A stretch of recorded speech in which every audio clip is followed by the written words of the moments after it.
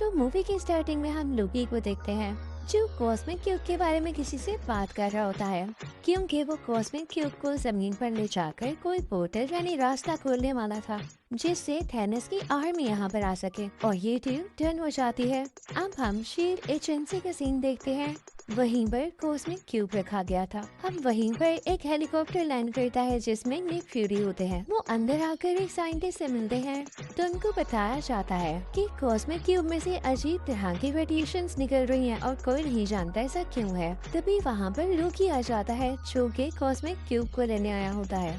सब लोग फौरन से कॉस्मिक क्यूब को गार्ड करने लगते हैं, लेकिन लोकी अपनी पावर्स का यूज करते हुए उन्हें दूर दूर गिरा देता है और कॉस्मिक क्यूब उठाकर भागने लगता है। निक फ्यूरी पीछे से उसे शूट कर रहा होता है और उसके पीछे कार्स में कुछ लोग जाते हैं, लेकिन वो भागने में कामयाब हो जाता है। अब निक फ्यूरी वहाँ के लोगों से कहते हैं कि हमें द एवेंजर्स की टीम बनानी होगी, हमें कॉस्मिक क्यूब को दोबारा से पाना होगा। अब यहाँ पर हमें एक और बात पता चलती है कि शील्ड एजेंसी ने थैनोस और उसके लोगों से लड़ने के लिए एक बहुत ही ज्यादा पावरफुल वेपन बनाया होता है जो कि कॉस्मिक क्यूब की एनर्जी से ही बना था।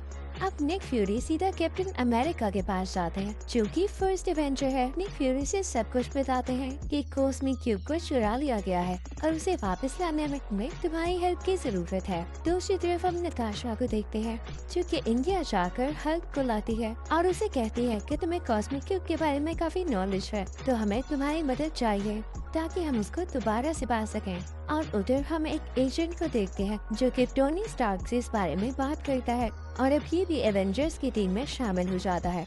उसी एजेंट को हम प्लेन में कैप्टन अमेरिका के साथ देखते हैं। वो उसे कहता है कि आपका काम बहुत अच्छा है पर मैं इसको एडमायर करता हूँ। अब प्लेन लैंड हो जाता है और कैप्टन अमेरिका मिलता है हल्क और नताशा से। वो लोग एक दूसरे से मिलकर बहुत ज्यादा खुश होते हैं। अब वो लोग एक बहरी जहाज पर बैठ जाते हैं, लेकिन कुछ ही देर में वो बहरी जहाज उड़ने लगता है, यानी वो एक फ्लाइंग क्राफ्ट था। और फिर उसके बाद निक फ्यूरी होलोग्राम क्रिएट करते हुए उसको इनविजिबल कर देते हैं। और फिर हम लोकी को शील्ड की उन्हीं दो लोगों के साथ देखते हैं और लोगों में बात चल रही होती है कि कॉस्मिक क्यूब बहुत ज्यादा पावरफुल है, हम इसे तब तक कंट्रोल नहीं कर सकेंगे जब तक इसकी रेडिएशंस थोड़ी कम न कर लें। और ऐसा एलिमेंट है जिसका नाम इरेडियम है और वो हमें जर्मनी से मिलेगा। तो लोकी और शील्ड का एक आदमी डिसाइड करते हैं कि वो लोग जर्मनी जाएंगे और वो लोग वहाँ चले भी जाते हैं। उधर निक फ्यूरी को पता चल जाता है कि लोकी और दूसरा आदमी जर्मनी पहुँच चुके हैं, तो कैप्टन अमेरिका से कहता है कि फौरन से अपना सूट तैयार कर लो। अब कैप्टन अमेरिका अपना नया आउटफिट पहन कर आता है। उधर हम जर्मनी का सीन देखते हैं जहाँ पर काफी अच्छी पार्टी हो रही होती है। वहाँ पर वहाँ के कमांडर भी होते हैं। तो तभी वहाँ पर एंट्री होती है लोकी की, जो अपनी स्टिक से सबको मारता जाता है और कमांडर को गले से पकड़ते हुए जगह पर लेटाता है और उसकी आंख का होलोग्राम स्कैन करता है और उसे अपने साथी तक भेज देता है। और ऐसा उसने इसलिए किया था कि कमांडर की आंख को स्कैन करते हुए उसका साथी एवरकिम को हासिल कर ले। उसका साथी जल्दी ऐसा कर लेता है, वहाँ से चला जाता है, लेकिन लोकी इधर ही होता है क्योंकि वो चाहता था कि वो सब लोगों के सामने अपनी पावर दिखाए और सब लोग उसे स्ट्रॉन्ग समझें और उसके बाद वो इन पर रूल कर सके। लोकी उन सब से कहता है कि मेरे सामने छुप जाओ, लेकिन तभी क्राउड में से एक बुरा आदमी बोलता है कि हम तुम्हारे सामने कभी भी नहीं झुकेंगे। तो लोकी अपनी मैजिक स्टिक से कुछ एनर्जी निकालता है और उस पर फेंकता है, लेकिन इससे पहले कि वो उस बुरे आदमी को टच होती है वो मारा जाता है। कैप्टन अमेरिका वहाँ पर पहुँचकर अपनी शील्ड रेडी कर देता है, जिससे वो बुरा आदमी बच जाता है। वहाँ पर कैप्टन अमेरिका लोकी से कहता है कि तुम्हारी भूल है कि ये लोग तुम्हारे सामने झुकेंगे। सब जानते हैं कि तुम कैसे हो और तुम डिजर्व ही नहीं करते कि इस दुनिया पर रूल कर सको। ये सुन के लोकी को गुस्सा आ जाता है और यहाँ पर भी वो अपनी मैजिकल स्टिक का यूज करने लगता है, लेकिन तभी कैप्टन अमेरिका दोबारा से अपनी शील्ड आगे कर लेता है और वही शील्ड उस लोकी की तरफ फेंकता है, लेकिन लोकी इस पर दोबारा से अटैक करने लगता है। तो कैप्टन अमेरिका रूल होते हुए पीछे जाता है। लोकी अपनी स्टिक से कैप्टन अमेरिका को काफी ज्यादा हिट कर रहा होता है और कैप्टन अमेरिका भी खुद को डिफेंड कर रहा होता है। तभी वहाँ पर एंट्री होती है आयरन मैन की, जिसको देखकर लोकी घबरा जाता है कि अब तो ये दो लोग हैं, मैं इनसे कैसे लड़ूंगा। तो वो फौरन से उनके साथ जाने के लिए तैयार हो जाता है। अब ये दोनों लोकी को अपने साथ ले जाते हैं। अभी आयरन मैन अपने कुछ लोगों के साथ बातें कर ही रहा होता है कि ये लोग यानी लोकी उसके साथ ही जर्मनी इसलिए आए थे ताकि इरिडियम को पा सके, क्योंकि कॉस्मिक क्यूब को कंट्रोल करना इतनी आसान बात नहीं है।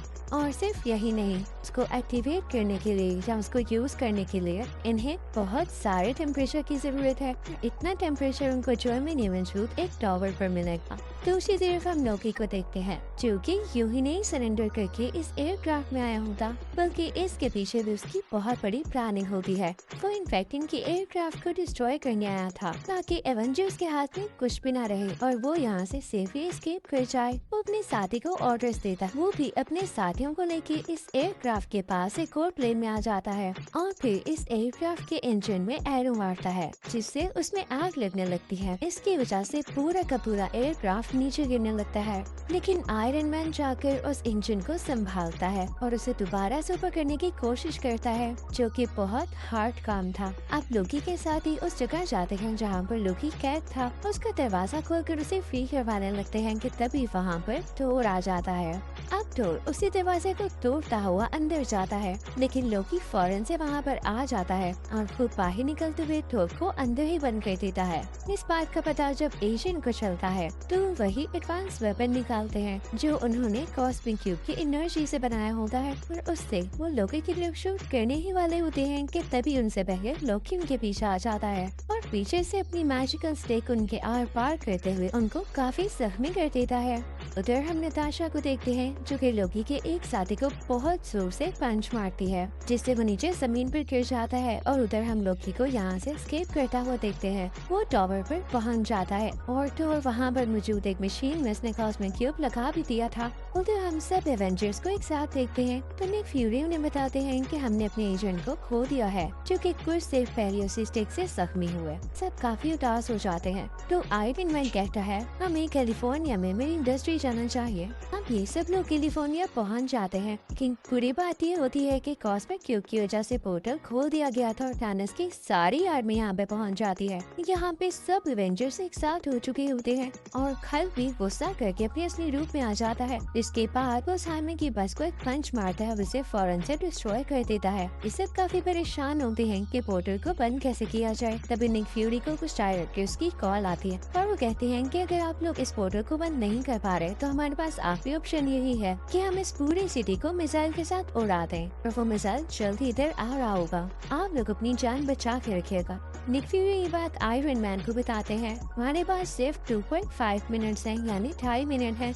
इसी में या तो हमें पोर्टल को बंद करना होगा या उसके बाद मिसाइल आने पर उसे रोकना होगा। नताशा काफी घबरा जाती है और लोकी की मैजिकल स्टिक लेकर उस पोर्टल के पास पहुंचती है और उसमें से काफी सारी एनर्जी निकालते हुए उस पोर्टल को बंद करने की कोशिश करती है। लेकिन तभी आयरन मैन उसे कहता है कि रुको, मेरे पास एक और आइडिया है। मेरे पास भी एक मिसाइल है जिसे मैं उस जगह पर फेंकूंगा जहाँ पर थानोस के लोग हैं। और वो मिसाइल लेकर उस जगह पहुँच ही जाता है और उस जगह को डिस्ट्रॉय कर देता है, लेकिन काफी टाइम हो जाता है, वो वहाँ से नहीं लौटता। तो कैप्टन अमेरिका नताशा से कहता है कि हमारे पास और टाइम नहीं है, ये पोर्टल बंद करना होगा वरना हम सब भी डिस्ट्रॉय हो जाएंगे, मारे जाएंगे। नताशा उस पोर्टल को बंद करने लगती है। आयरन मैन भी उसी पोर्टल में था और सब काफी दुखी थे क्योंकि ये नहीं जानते थे कि अब आगे क्या होने वाला है। पोर्टल को बंद न किया तो इन पर मिसाइल गिरा दिया जाएगा, अगर पोर्टल को बंद कर दिया तो आयरन मैन अंदर ही रह जाएगा। लेकिन तभी उस पोर्टल में से आयरन मैन नीचे की तरफ आता है, यानी इस दुनिया पर गिरता है। सब लोग बहुत खुश हो जाते हैं। उन्होंने थानोस की कम्युनिटी को भी तबाह कर दिया था और उनका दोस्त भी वापस आ चुका था।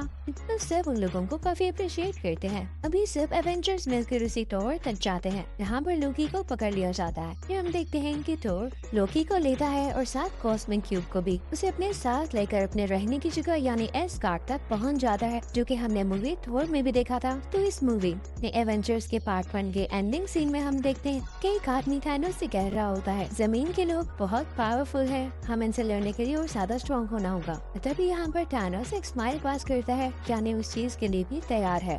तो अब मैं आपको एक्सप्लेन करूंगी एवेंजर्स का पार्ट 2। तो इस मूवी के स्टार्टिंग में हम सब एवेंजर्स को देखते हैं जो कि हाइड्रा की बेस पर अटैक करने जा रहे होते हैं, क्योंकि हाइड्रा का लीडर काफी अजीब एक्सपेरिमेंट्स कर रहा था। उसके पास एक सेप्टर होता है, एक ऐसी स्टिक जिसके अंदर जेम लगा हुआ है। MCU के पहले पार्ट्स में आपने इसको जरूर देखा होगा। तो अब एक्सपेरिमेंट्स कुछ ऐसे थे कि वो कुछ इंसानों पर इस सेप्टर को यूज करते हुए उनमें कुछ एनर्जीज डाल देता था ताकि वो उसके लिए लोगों से लड़ सके, इवन एवेंजर्स से भी। तो उसका नेक्स्ट टारगेट एवेंजर्स ही थे। वो दो बहन भाइयों को चूज करता है जो कि क्विंस होते हैं। पिकर का लीडर इन पर एक्सपेरिमेंट कर चुका था और अब इनमें काफी एनर्जीज थी। अब वो लड़की जिस पर एक्सपेरिमेंट किया गया होता है वो आयरन मैन के पास जाती है और अपने हाथों से कुछ एनर्जीज निकाल कर उसको हिप्नोटाइज करने लगती है और उसका भाई जाता है कैप्टन अमेरिका के सामने ताकि उस पर अटैक कर सके। अब यहाँ पर सीन चेंज होता है और हम देखते हैं कि ये लोग जब हाइड्रा बेस पर गए थे इन्होंने उन लोगों को हरा दिया था और ये लोग सेप्टर ही लेने गए थे। आयरन मैन उस सेप्टर को हासिल कर चुका होता है और अब आता है अपनी लैब में। पे हल्क यानी ब्रूस उसके साथ ही हो रहा है। वो लोग ये प्लान करते हैं कि वो लोग इस सेप्टर पर एक्सपेरिमेंट करेंगे और पता लगाएंगे कि इतना खतरनाक कैसे है। अब यहाँ पर आयरन मैन और हल्क को बहुत ही खास बात पता चलती है कि इस डेक में जो जेम लगा हुआ है वो खुद सोच समझ सकता है, यानी उसमें सोचने की एबिलिटी है, यानी वो खुद ही पावर और एनर्जी जनरेट कर सकता है। तो आयरन मैन और हल्क फौरन से उसके इर्द गिर्द एक डिफेंस लेयर बनाते हैं ताकि वो वहाँ की चीजों को स्कैन न कर सके और ना ही कुछ डैमेज दे सके। लेकिन उन लोगों का ये प्लान फेल हो जाता है क्योंकि ये एनर्जी पहले ही बाकी इलेक्ट्रॉनिक्स तक पहुंच चुकी थी और उन्हें स्कैन करने लगती है। वहाँ पर आयरन मैन का एक और पर्सनल कंप्यूटर होता है जो कि खुद की इंटेलिजेंस रखता था। वो अपने अंदर से रेस निकालने लगता है और सेप्टर से लड़ने लगता है ताकि वो बाकी इलेक्ट्रॉनिक्स को डैमेज न कर सके और ना ही उन्हें रीड कर सके। लेकिन सेप्टर भी अपने अंदर से रेस निकालकर उस कंप्यूटर को डिस्ट्रॉय कर देता है और इसके बाद सेप्टर यहाँ से किसी दूसरे इलेक्ट्रॉनिक में शिफ्ट होकर भाग जाता है। सेप्टर वहाँ से निकलते हुए उस पूरे टावर को डिस्ट्रॉय कर देता। इसके बाद वो हाइड्रा बेस जाता है ताकि थोड़ा बहुत खुद को रिकवर कर सके और अपनी एनर्जीज को एनहांस कर सके।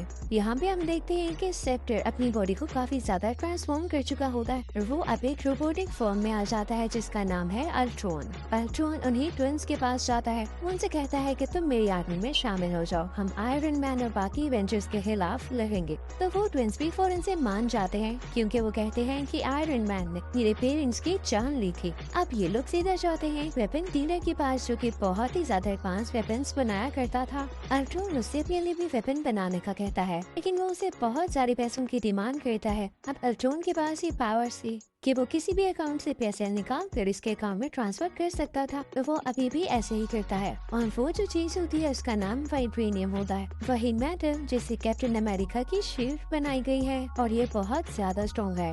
अब ये दोनों ट्विंस पहुंच जाते हैं एवेंजर्स के पास क्योंकि अब ये दोनों काफी ज्यादा स्ट्रॉन्ग थे और इनमें टेलीकाइनेटिक पावर्स भी थी जिनसे ये दूसरों लोगों के माइंड को कंट्रोल कर सकते थे। तो ये जाकर हल्क की माइंड को कंट्रोल कर लेते हैं और उसमें ये फीड कर देते हैं कि तुम्हें तुम्हारी अपनी टीम ही मारना चाहती है। तो वो गुस्से में आ जाता है और इनसिक्योर भी फील करने लगता है, तो वो अपनी ही टीम को खत्म करने की आगे बढ़ता है। अब हल्क क्योंकि बहुत ज्यादा पावरफुल था तो आयरन मैन भी अपना नया सूट पहन आता है जो कि उसने पहले से तैयार कर रखा था और ये सिर्फ और सिर्फ हल्क को कंट्रोल करने के लिए था क्योंकि उसने सब कुछ फोर्स ही कर लिया था, यानी वो पहले से जान चुका था कि हल्क एक न एक दिन ऐसा जरूर करेगा क्योंकि उसके दिमाग में चीज फीड कर दी जाएगी। अब यहाँ पर उन दोनों में काफी हैवी फाइट स्टार्ट होती है। हल्क यहाँ पर एक गाड़ी उठाकर आयरन मैन की तरफ फेंकता है जो कि सीधा उसे हिट करती है। आयरन मैन पीछे की तरफ गिरता है और फौरन से आगे बढ़ता है और हल्क को उठाते हुए दूसरी तरफ फेंकता है। लेकिन हल्क क्योंकि बहुत ज्यादा गुस्से वाला था तो वो एक रोड लेके आयरन मैन के बाजू के आर पार कर देता है जिससे उसका सूट डैमेज हो जाता है। उसका हाथ टूट कर नीचे गिर जाता है। लेकिन तभी आयरन मैन जेट लाइट को एक सिग्नल देता है तो उसका नया हाथ वहाँ से आ जाता है और उसके साथ जुड़ जाता है और अब उसके हाथों से फायर निकलने लगती है और वो सीधा हल्क की तरफ फेंकने लगता है।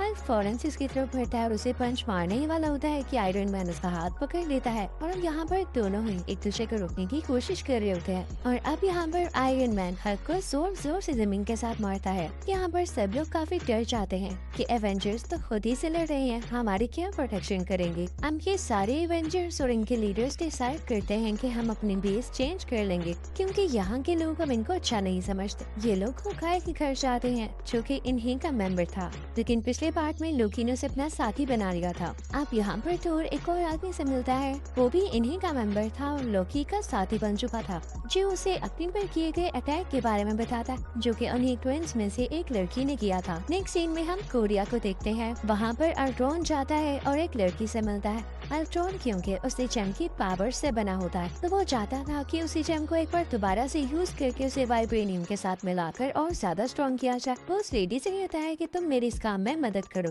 लेकिन तभी वहाँ पर उन ट्विन बहन भाइयों में से लड़की उसका माइंड ट्रीट कर लेती है। तो उसे पता चलता है कि ये उसी सेप्टर को दोबारा से वाइब्रेनियम के साथ मिलाकर अपने लिए एक बहुत पावरफुल वेपन तैयार करना चाहता है, ताकि इससे ये सब इंसानों को मार सके और यहाँ पर रूल कर सके। तो उसे ये बात बिल्कुल अच्छी नहीं लगती, क्योंकि वो खुद भी एक इंसान थी। वो काफी रोने लगती है और ड्रोन से कहती है कि हमें तो ये लगता था कि तुम आयरन मैन के अगेंस्ट हो, लेकिन तुम तो पूरी दुनिया को खत्म करना चाहते हो, तो सॉरी, इस काम में हम तुम्हारी कोई हेल्प नहीं करेंगे। तभी वहाँ पर एंट्री होती है कैप्टन अमेरिका, नताशा और होकाई की। वो लोग वहाँ से कोई सिंथेटिक बॉडी लेने आए थे। नताशा उस प्लेन का दरवाजा खोलती है, जिसे सिंथेटिक बॉडी वो लोग हासिल कर लेती है। अब ये लोग बेस पर आते हैं, जहाँ पर आयरन मैन उसको यूज करते हुए अपना कंप्यूटर वापस आने की कोशिश करता है। अब यहाँ पर थोर भी अपना हैमर लाता है और उसमें से काफी ज्यादा इलेक्ट्रिसिटी और एनर्जी निकालने लगता है, ताकि वो उस जेम को एक्टिवेट कर सके। तो उसे पता चलता है कि ये जेम कोई आम जेम नहीं, क्योंकि ये 6 इन्फिनिटी स्टोन्स में से एक स्टोन है।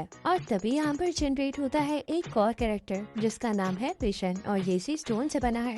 अब वो दोनों ट्विंस भी एवेंजर्स के साथ मिल चुके होते हैं, क्योंकि वो ह्यूमैनिटी को बचाना चाहते थे, क्योंकि वो ये नहीं चाहते थे कि बाकी लोग भी उसी तरह मारे जाए जैसे उनके पेरेंट्स मारे गए। अब ये लोग सारे मिलके अल्ट्रॉन के उसी बेस पर जाते हैं, जो कि उसने वाइब्रेनियम से कुछ ही देर पहले प्रोड्यूस की है, ताकि वहाँ पर जाकर ये लोग उसे डिस्ट्रॉय कर सके। अब इधर अल्ट्रॉन ये चाहता था कि जहाँ पर उसकी बेस है वो सिटी को आसमान में उठा ले, और फिर उसके बाद उसे पूरी दुनिया पर जोर से मारे, ताकि वहाँ पर ब्लास्ट हो और सारी ह्यूमैनिटी डिस्ट्रॉय हो जाए। उसके बाद ये खुद यहाँ पर रूल कर सके और हर चीज नई तरीके से बना सके। लेकिन एवेंजर्स को इस बात का पता पहले से ही चल जाता है, वो सब रेडी होकर वहाँ पर पहुँच जाते हैं। लेकिन जैसे ही वहाँ पर ये लोग पहुँचते हैं तो अल्ट्रॉन की आर्मी इन पर अटैक करने लगती है।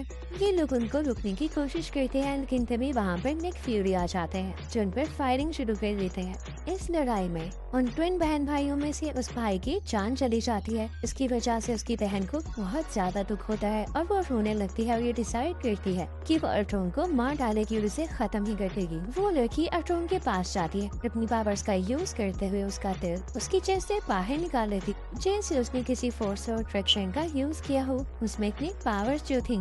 यहाँ पर अल्ट्रॉन मारा जाता है, और किसने सोचा था कि इसे मारने वाली यही लड़की होगी। लेकिन तभी वहाँ पर एक और रोबोट आता है, जिसका स्ट्रक्चर अल्ट्रॉन जैसा ही था। वो उस मशीन को एक्टिवेट कर देता है, जिससे सिटी का पार्ट ऊपर उठने वाला था। अब वो शहर का हिस्सा आसमान में ऊपर आने लगता है और तेजी से नीचे गिरने ही वाला होता है। लेकिन आयरन मैन और थोर वहाँ जाकर उसको रोकते हैं, और आयरन मैन अपनी चेस्ट में से कुछ एनर्जी निकालता है, जिससे वो सिटी वहीं डिस्ट्रॉय हो जाती। यानी यहाँ पर अब अल्ट्रॉन भी डिस्ट्रॉय हो चुका था और उसका ये प्लान भी खत्म हो चुका था। यानी अब कहीं पर डिस्ट्रक्शन नहीं होगी। मूवी के लास्ट सीन में हम देखते हैं कि एवेंजर्स का एक और बेस बनाया गया है। अब थोर इन लोगों से कहता है कि मुझे एस्गार्ड वापस जाना होगा, क्योंकि जो 6 इन्फिनिटी स्टोन्स मैंने अपने विजन में देखे हैं, मुझे इन पर कुछ रिसर्च करनी है। और फिर कैप्टन अमेरिका और नताशा बाकी लोगों को भी एवेंजर्स की टीम में शामिल करने के लिए उन्हें काफी अच्छी ट्रेनिंग देने लगते हैं और उनको नए नए तरीके सिखाने लगते हैं। मूवी तो यहाँ पर खत्म हो जाती है, लेकिन इसके पोस्ट क्रेडिट सीन्स में हम थैनोस को देखते हैं, जो कि कहता है कि मैं किसी पर ट्रस्ट नहीं करूंगा और मैं खुद दुनिया में जाकर उसे डिस्ट्रॉय करूंगा।